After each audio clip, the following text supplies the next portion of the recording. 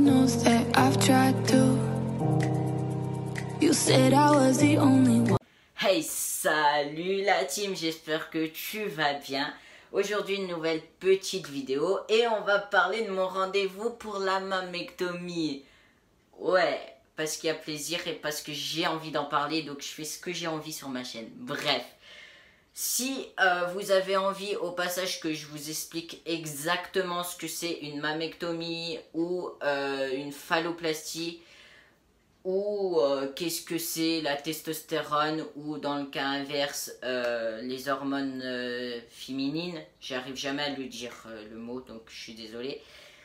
Si vous avez envie que je vous en parle, bah, dites-le moi en commentaire, ça me ferait énormément plaisir de travailler sur ce sujet là et de vous l'expliquer au passage. Bref, on va commencer la vidéo par le sujet. Bref, il y a beaucoup de bref, je suis désolée, je sais dire que des brefs.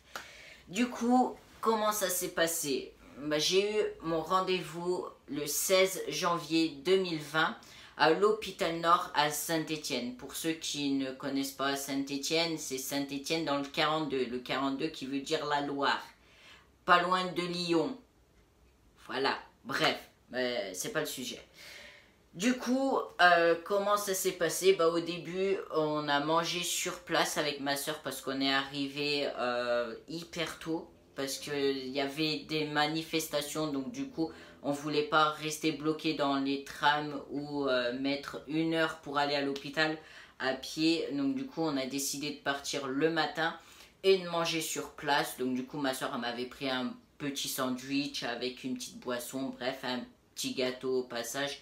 Non, il n'y avait pas de gâteau, non. Juste un sandwich au thon et une boisson. Chose qui m'a bien calé au passage. Mais bref, c'est pas le but, Mathéo, c'est pas le but.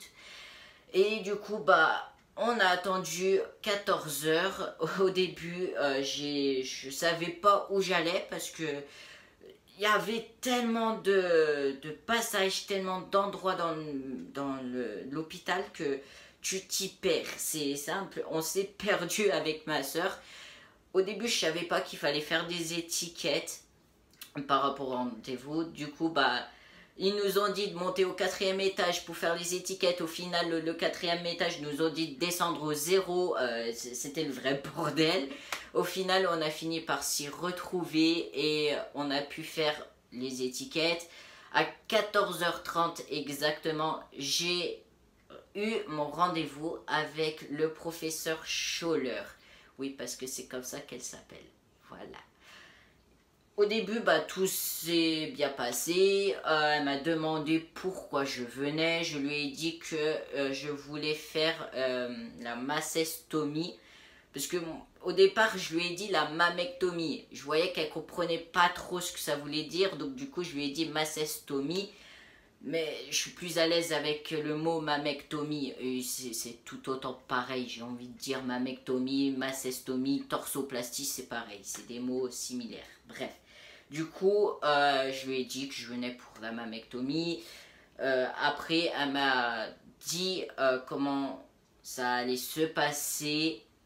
Après, je lui ai posé la question si elle avait déjà eu recours à ce type d'opération. Elle m'a confirmé que oui. Je lui ai également posé la question si elle avait des photos, chose qui est très important pour moi.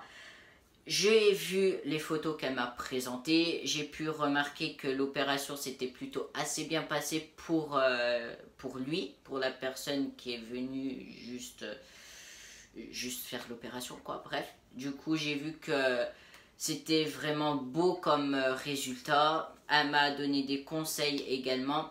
Ensuite, elle m'a fait aller dans un petit coin à l'abri des regards, même si on n'était que tous les deux dans la pièce, mais c'était quand même une petite pièce à l'abri des regards, pour me faire enlever mon Minder, chose qui était hyper compliquée pour moi parce que Bichette, je sais pas comment elle a fait pour me supporter parce que j'étais là et c'était très compliqué pour que j'enlève mes bras. Mais au final, elle a réussi à me mettre à l'aise. Du coup, bah, j'ai mis mes bras le long de mon corps et puis elle a pu regarder, voilà, cette chose. Et me dire ce qu'il fallait que je fasse. Et elle m'a demandé aussi à combien de temps j'étais sous testostérone. Du coup, bah, je lui ai dit que ça faisait 3 mois. Oui, le jour du rendez-vous, ça faisait tout juste 3 mois que j'étais sous testostérone. Elle m'a dit que le mieux, c'est d'attendre mes 1 an de testostérone, de me muscler, de perdre encore un peu de poids pour avoir un magnifique résultat. Elle m'a dit que si au cas où, au bout de 1 an, c'est pareil, que du coup, ça ne sera pas elle qui fera l'opération, mais que ça sera sa collègue. Après, je lui ai dit qu'en soi, moi, ça me dérangeait pas plus que ça. Tant que l'opération est faite, bah, moi, ça me dérange pas.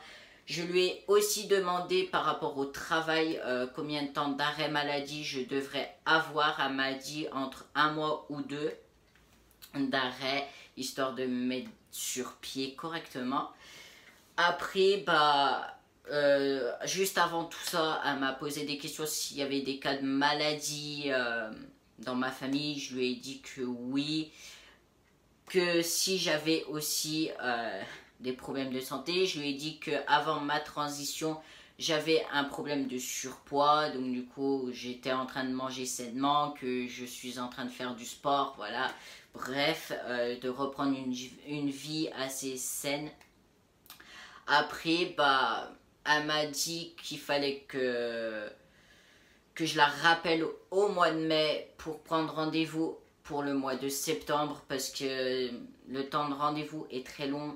Donc du coup, à ce moment-là, elle verra ce que ça donne par rapport à ça. Elle a aussi fait une photo de mon torse. Mais j'ai pas pu regarder, même malgré qu'elle m'a montré, j'ai pas réussi. Après je me suis excusée, je lui ai expliqué également pourquoi je n'arrivais pas à regarder la photo. Je lui ai dit que c'était juste pas possible pour moi parce que j'ai vraiment une grosse dysphorie à ce niveau là et que pour moi ça me met mal à l'aise et je suis à la limite de pleurer dès que je vois cette chose. Donc du coup, je me suis excusée, elle a compris et franchement, elle était top.